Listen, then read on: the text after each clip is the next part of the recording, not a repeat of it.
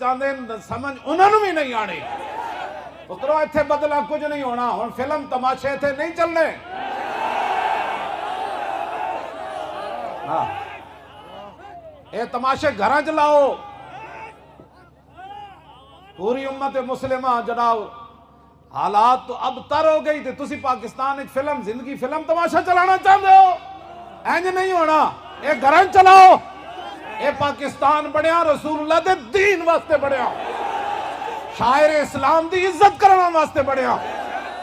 जिन्हों बहु तकलीफ है वो अमृतसर चला जाए, जाके यहूदो नसारा दे और तलवे चट्टे। इत्थे ते मुहम्मद अरबी दे गैरतमंद गुलाम रामे।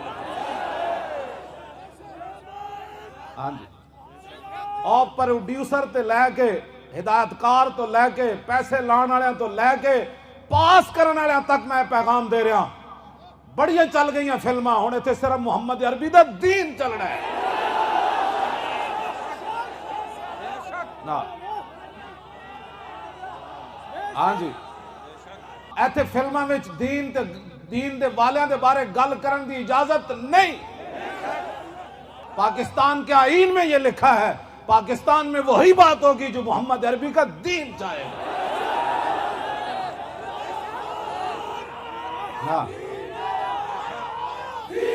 आया आया आया आया आया आया आया आया आया आया।